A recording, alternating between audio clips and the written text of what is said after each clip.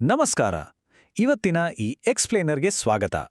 ಇವತ್ತು ನಾವು ಕರ್ಕಾಟಕ ರಾಶಿಯವರ ಬದುಕಿನ ಅತ್ಯಂತ ನಿಗೂಢವಾದ ಮತ್ತು ಡೀಪ್ ಆಗಿರುವ ಇಮೋಷನಲ್ ರಹಸ್ಯಗಳನ್ನು ಡಿಕೋಡ್ ಮಾಡ್ತಾ ಇದ್ದೀವಿ. ನೋಡಿ, ಈ ಜಗತ್ತಿನಲ್ಲಿ ಬೇರೆಯವರಿಗಾಗಿ ಅತಿ ಹೆಚ್ಚು ಕಣ್ಣೀರ ಹಾಕೋರು ಯಾರಾದ್ರೂ ಇದ್ರೆ ಅದು ಬಹುಶಃ ಈ ರಾಶಿಯವರು ಮಾತ್ರ ಅನ್ಸುತ್ತೆ. ಅವರ ಈ ಮೃದು ಸ್ವಭಾವನ ಬಹಳಷ್ಟು ಜನ ಸಂಪೂರ್ಣವಾಗಿ ತಪ್ಪಾಗಿ ಅರ್ಥ ಮಾಡ್ಕೊಂಡಿದ್ದಾರೆ. ಹಾಗಾದ್ರೆ ಈ ಕಣ್ಣೀರು ಮತ್ತು ಮೃದುತ್ವದ ಹಿಂದಿರುವ ನಿಜವಾದ ದೈವಿಕ ಶಕ್ತಿ ಏನು? ಅವರ ಬದುಕಿನ ಆ ಕಾಸ್ಮಿಕ್ ಸೀಕ್ರೆಟ್ ಏನು ಅನ್ನೋದನ್ನ ನಾವಿಂದು ಸಂಪೂರ್ಣವಾಗಿ ಎಕ್ಸ್ಪ್ಲೋರ್ ಮಾಡೋಣ. ಓಕೆ, ಇದರ ಆಳಕ್ಕೆ ಇಳಿಯೋಣ ಬನ್ನಿ. ಕರ್ಕಾಟಕ ರಾಶಿಯಲ್ಲಿ ಹುಟ್ಟಿದವರು ಬೇರೆಯವರ ನೋವನ್ನ ಯಾಕೆ ಅಷ್ಟು ಬೇಗ ಅಬ್ಸಾರ್ಬ್ ಮಾಡ್ಕೋತಾರೆ ಅನ್ನೋ ಪ್ರಶ್ನೆ ನಿಜಕ್ಕೂ ಬಹಳ ಕ್ಯೂರಿಯಸ್ ಆಗಿದೆ. ಒಮ್ಮೆ ಯೋಚನೆ ಮಾಡಿ, ಇವ್ರು ಯಾವುದೋ ಒಂದು ರೂಮ್ ಒಳಗೆ ಕಾಲಿಟ್ಟ ತಕ್ಷಣ ಅಲ್ಲಿರೋರು ಒಂದು ಮಾತನ್ನು ಆಡದೇ ಇದ್ರೂ ಕೂಡ ಅವರ ಮನಸ್ಸಿನಲ್ಲಿರೋ ನೋವು, ದ್ವೇಷ ಅಥವಾ ಕಣ್ಣೀರು ಇವರಿಗೆ ಸೆಕೆಂಡ್ಸ್ಗಳಲ್ಲಿ ಅರ್ಥವಾಗ್ಬಿಡುತ್ತೆ. ಬೇರೆಯವ್ರ ಕಷ್ಟನ ಇವರು ಸುಮ್ಮನೆ ಕಣ್ಣಿಂದ ನೋಡಿ ಸುಮ್ಮನೆ ಆಗಲ್ಲ, ಬದಲಾಗಿ ಆ ನೋವನ್ನ ತಮ್ಮದೇ ಹೆಗಲು ಮೇಲೆ ಹಾಕ್ಕೊಂಡು ತಮ್ಮದೇ ದೇಹ ಮತ್ತೆ ಮನಸ್ಸಿನಲ್ಲಿ ಸಂಪೂರ್ಣವಾಗಿ ಅನುಭವಿಸ್ತಾರೆ. ಖಂಡಿತವಾಗಿಯೂ ಈ ಗ್ರಹಿಕೆಯ ಹಿಂದಿರೋ ಅಸಲಿ ಕಾರಣ ಏನು ಅನ್ನೋದನ್ನ ನಾವು ತಿಳ್ಕೊಳ್ಳೇಬೇಕು. ಜಗತ್ತು ಇವರನ್ನ ನೋಡೋ ರೀತಿಗೂ ಮತ್ತು ವೈದಿಕ ಜ್ಯೋತಿಷ್ಯ ಹೇಳುವ ಸತ್ಯಕ್ಕೂ ಅಜಗಜಾಂತರ ವ್ಯತ್ಯಾಸ ಇದೆ. ಜಗತ್ತು ಇವರನ್ನ ಬಹಳ ಬೇಗ ಸಿಟ್ಟಾಗೋ ಮುಂಗೋಪಿಗಳು, ಮೂಡಿ ಅಥವಾ ಸುಲಭವಾಗಿ ಅಳುವ ವೀಕ್ ಮೈಂಡೆಡ್ ಜನ ಅಂತ ಜಡ್ಜ್ ಮಾಡುತ್ತೆ. ಆದರೆ ಮೂಲಗಳ ಪ್ರಕಾರ ಜಗತ್ತು ಯಾವುದನ್ನ ದೌರ್ಬಲ್ಯ ಅಂತ ಅಂದ್ಕೊಂಡಿದ್ಯೋ ಆ ವಿಪರೀತ ಭಾವನಾತ್ಮಕ ಶಕ್ತಿನೇ ಅವರ ಬದುಕಿನ ಅತ್ಯಂತ ದೊಡ್ಡ ಬ್ರಹ್ಮಾಸ್ತ್ರ. ವೈದಿಕ ಜ್ಯೋತಿಷ್ಯದ ಪ್ರಕಾರ ಈ ತೀವ್ರವಾದ ಸಂವೇದನಾಶೀಲತೆ ಇದೆಯಲ್ವಾ, ಅದು ಅವರ ಆತ್ಮ ಬಹಳ ಎಚ್ಚರಿಕೆಯಿಂದ ಕಾಯ್ದಿಟ್ಕೊಂಡಿರುವ ಒಂದು ಅದ್ಭುತ ಆಯುಧ. ಇದು ಕೇವಲ ಕಲ್ಪನೆ ಅಲ್ಲ, ಬದಲಿಗೆ ಅವರ ಬದುಕಿನ ವಾಸ್ತವ. ಈ ರಾಶಿಯ ಮೂಲಭೂತ ಲಕ್ಷಣಗಳನ್ನು ಅರ್ಥ ಮಾಡಿಕೊಳ್ಳೋದು ಇಲ್ಲಿ ಬಹಳ ಮುಖ್ಯ. ಕರ್ಕಾಟಕ ರಾಶಿಯನ್ನು ಆಳುವ ಗ್ರಹ ಚಂದ್ರ ಮತ್ತು ಇವರದು ಜಲತತ್ವ. ಸಮುದ್ರದ ಅಲೆಗಳು ಚಂದ್ರನಿಗೆ ತಕ್ಕಂತೆ ಹೇಗೆ ಏರಿ ಇಳಿಯುತ್ತವೆಯೋ ಎಕ್ಸಾಕ್ಟ್ಲಿ ಹಾಗೆ ಇವರ ಮನಸ್ಸಿನ ಭಾವನೆಗಳು ಕೂಡ ಸದಾ ಬದಲಾಗ್ತಾನೆ ಇರುತ್ತೆ. ಇವರಿಗೆ ಹಠಾತ್ತನೆ ಬರುವ ಕೋಪ ಇದೆಯಲ್ಲ, ಅದು ಅವರ ಕೆಟ್ಟತನ ಅಲ್ಲವೇ ಅಲ್ಲ. ಅದು ಅವರು ಒಳಗೆ ಅನುಭವಿಸ್ತಾ ಇರೋ ತೀವ್ರವಾದ ಭಾವನಾತ್ಮಕ ಒತ್ತಡದ ಸ್ಫೋಟ ಅಷ್ಟೇ. ಆ ಕೋಪದ ಹಿಂದೆ ಕೇವಲ ಪ್ರೀತಿಗಾಗಿ ಹಂಬಲಿಸುವ ಒಂದು ಪುಟ್ಟ ಮಗುವಿನ ಮನಸ್ಸಿದೆ ಅನ್ನೋದನ್ನ ಈ ಸಮಾಜ ಸಂಪೂರ್ಣವಾಗಿ ತಪ್ಪಾಗಿ ಅರ್ಥ ಮಾಡ್ಕೊಂಡಿದೆ. ಮತ್ತು ಇದು ಎಷ್ಟು ಅದ್ಭುತವಾಗಿ ವಿವರಿಸುತ್ತೆ ಅಂದರೆ, ಇವರ ಇಡೀ ವ್ಯಕ್ತಿತ್ವವನ್ನು ಸ್ಟ್ರಕ್ಚರ್ ಮಾಡೋದು ಈ 3 ಪ್ರಮುಖ ನಕ್ಷತ್ರಗಳ ಕಾಸ್ಮಿಕ್ ಶಕ್ತಿಗಳು. ಮೊದಲನೆಯದಾಗಿ ಪುನರ್ವಸು ನಕ್ಷತ್ರ. ಇದು ಗುರುಗ್ರಹದ ಪ್ರಭಾವದಿಂದ ಅವರಿಗೆ ಅಪಾರ ಜ್ಞಾನ ಮತ್ತು ಎಷ್ಟೇ ಕೆಳಗೆ ಬಿದ್ರೂ ಮತ್ತೆ ಪುಟಿದೇಳುವ ರೆಸಿಲಿಯನ್ಸ್ ಅಂದರೆ ಸ್ಥೈರ್ಯವನ್ನು ನೀಡುತ್ತೆ. ಎರಡನೆಯದು ಪುಷ್ಯ ನಕ್ಷತ್ರ. ಶನಿಯ ಪ್ರಭಾವದಿಂದ ಇವರಲ್ಲಿ ಕಠಿಣ ಪರಿಶ್ರಮ ಮತ್ತು ಎಲ್ಲರನ್ನೂ ಪೋಷಿಸುವ ಗುಣ ಬರುತ್ತೆ. ಮತ್ತು ಮೂರನೆಯದು ಬುಧನ ಆಶ್ಲೇಷ ನಕ್ಷತ್ರದ ಸರ್ಪಶಕ್ತಿ. ಇದು ಇವರಲ್ಲಿ ಅಕ್ಷರಶಃ 6ನೇ ಇಂದ್ರಿಯವನ್ನು ಜಾಗೃತಗೊಳಿಸುತ್ತೆ. ಈ ಕಾಂಬಿನೇಷನ್ ಇರೋದ್ರಿಂದಲೇ ಅವರು ಯಾವುದೇ ವ್ಯಕ್ತಿಯನ್ನು ನೋಡಿದಾಕ್ಷಣ ಅವರ ಬಗ್ಗೆ ನಿಖರವಾಗಿ ಸ್ಕ್ಯಾನ್ ಮಾಡಿದ ಹಾಗೆ ಅಂದಾಜು ಮಾಡ್ತಾರೆ. ಗುಣಪಡಿಸುವವನ ಶಾಪ. ಈ ಮಾತು ನಿಜಕ್ಕೂ ಹೃದಯಕ್ಕೆ ನಾಟುವಂತಿದೆ ಅಲ್ವಾ? ಕರ್ಕಾಟಕ ರಾಶಿಯವರು ಎಲ್ಲರ ಕಷ್ಟಗಳನ್ನು ಕೇಳಿಸ್ಕೊಳ್ಳೋ, ಅವರ ಕಣ್ಣೀರು ಒರೆಸೋ ಅತ್ಯುತ್ತಮ ಆಪ್ತ ಸಮಾಲೋಚಕರು ಅಥವಾ ಪರ್ಫೆಕ್ಟ್ ಹೀಲರ್ಸ್. ಜನರು ಇವರ ಬಳಿ ಬಂದು ಕಷ್ಟ ಹೇಳ್ಕೊಂಡ್ರೆ ಸಾಕು, ಅವರಿಗೊಂಥರ ದೊಡ್ಡ ನೆಮ್ಮದಿ ಸಿಕ್ಬಿಡುತ್ತೆ.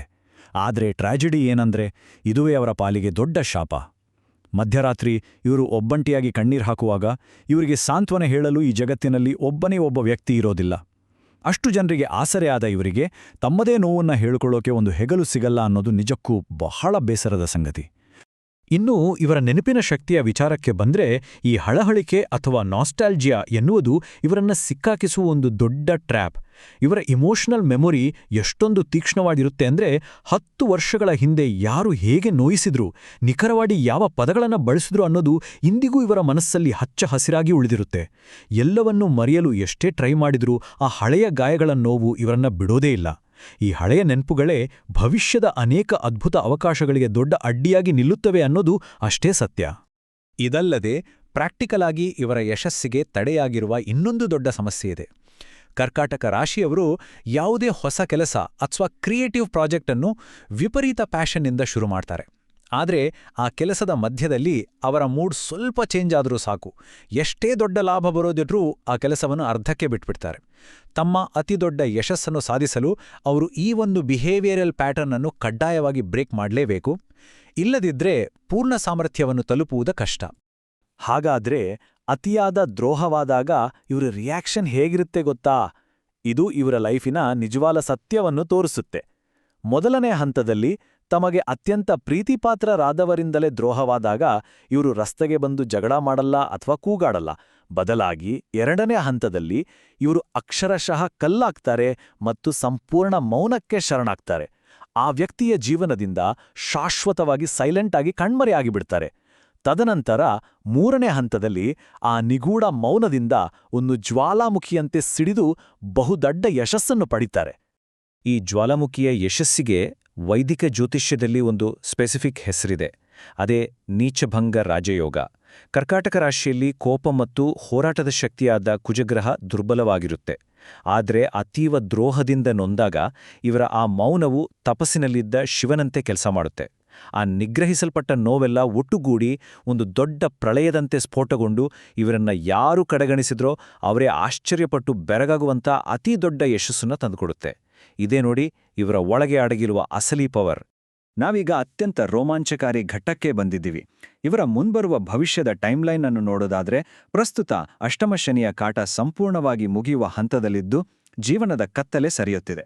ಸದ್ಯದ ಭವಿಷ್ಯದಲ್ಲಿ ಗಜಕೇಸರಿ ಮತ್ತು ಚಂದ್ರಬುಧ ಯೋಗಗಳು ಇವರ ಸಮಾಜದ ಗೌರವ ಮತ್ತು ಆರ್ಥಿಕ ಸ್ಥಿತಿಯನ್ನು ರ್ಯಾಪಿಡ್ ಆಗಿ ಹೆಚ್ಚಿಸಲಿವೆ. ಮತ್ತು ಅಂತಿಮವಾಗಿ ಜೂನ್ 2026ರ ಹೊತ್ತಿಗೆ ಉಚ್ಚ ಗುರುವಿನಿಂದ ಸೃಷ್ಟಿಯಾಗುವ ಹಂಸಯೋಗವು ಕಳೆದುಹೋದ ಗೌರವವನ್ನು ಮರಳಿ ತಂದುಕೊಟ್ಟು ಒಂದು ಸುವರ್ಣಯುಗವನ್ನು ಅಂದ್ರೆ ಅಕ್ಷರಶಃ ಇವರ ಮರುಹುಟ್ಟನ್ನೇ ಪ್ರಾರಂಭಿಸಲಿದೆ. ಆದರೆ ಈ ಯಶಸ್ಸಿನ ಸುವರ್ಣ ಪಯಣದಲ್ಲಿ ಒಂದು ಪ್ರಮುಖ ಎಚ್ಚರಿಕೆಯನ್ನೂ ನಾವು ಗಮನಿಸಲೇಬೇಕು. ಜಾತಕದ 8ನೇ ಮನೆಯಲ್ಲಿರುವ ರಾಹುವಿನ ಬಗ್ಗೆ ಮೂಲಗಳು ನಮಗೆ ನಿಷ್ಪಕ್ಷಪಾತವಾದ ಮುನ್ನೆಚ್ಚರಿಕೆಯನ್ನು ನೀಡುತ್ತವೆ. ಈ ಗೋಲ್ಡನ್ ಎರಾ ಟೈಮ್ನಲ್ಲಿ ಹಠಾತ್ ಬದಲಾವಣೆಗಳು ಅಥವಾ ಯಾರಿಗೂ ತಿಳಿಯದ ಗುಪ್ತ ರಾಜಕೀಯದ ಸವಾಲುಗಳು ಎದುರಾಗಬಹುದು.